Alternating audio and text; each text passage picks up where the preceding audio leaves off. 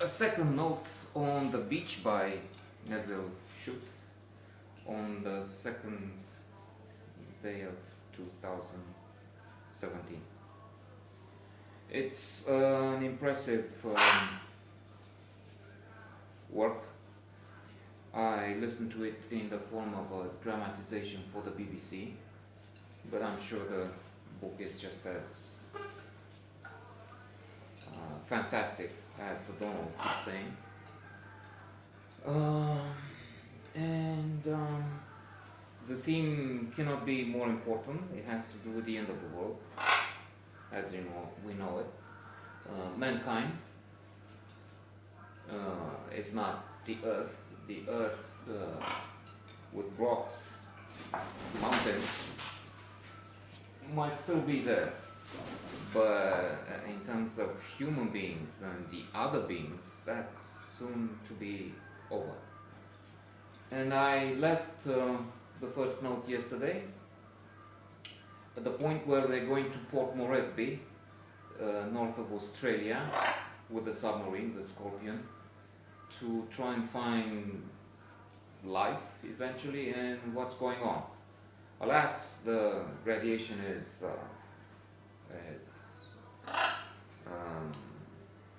bad, to say the least. Even if they find a dog, they find this dog who's moving around there, and they're wondering what's happening. He shouldn't be alive. And I think I was thinking then,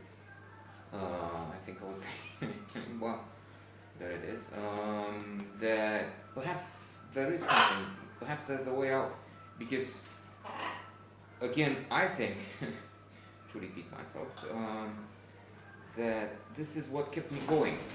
I've only abandoned, I don't see any point in reading a pointless book, novel,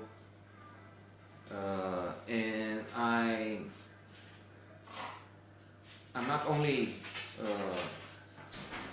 not a fan of the absurd theater or modern constructions where there is no point, and that's the point. But I just reject that. If I don't make a sense, I'm traditionalist, conservative, passé, not so well prepared. I confess I'm an amateur, sometimes an honest reader, and that's all there is. If you're looking for notes, professional notes, you should look for the scholars, the critics, because I'm not one.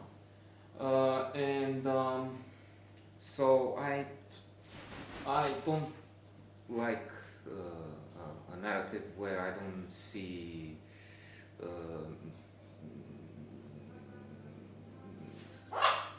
a potential ending of some kind of, but one which I need to figure out, to try and guess at.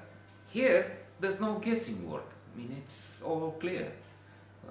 There's been an attack, China against Russia, or the other way around, doesn't matter. Radiation has destroyed everything north, and sooner or later it will come to Australia, where we have this plot, this action taking place, but with the knowledge that when the movements of the air will get going, the particles, first some kind, I forgot which, again it's irrelevant, and then the others will arrive and people will die. And it's strange, eerie to look at those and who are the protagonists who are involved in the story, and see them, for instance, Peter Holmes and his wife Mary, they plan works in the garden. They plan and they want to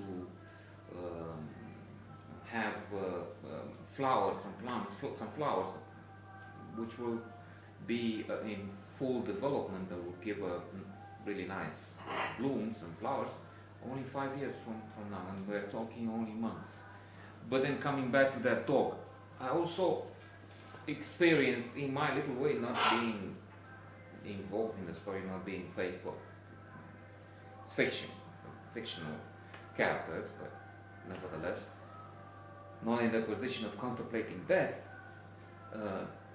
But like them, I was in a sort of a state of denial. Oh, so there's this dog. Even if the radiation is so powerful, so tremendous, maybe there's hope, and maybe some solution will be found.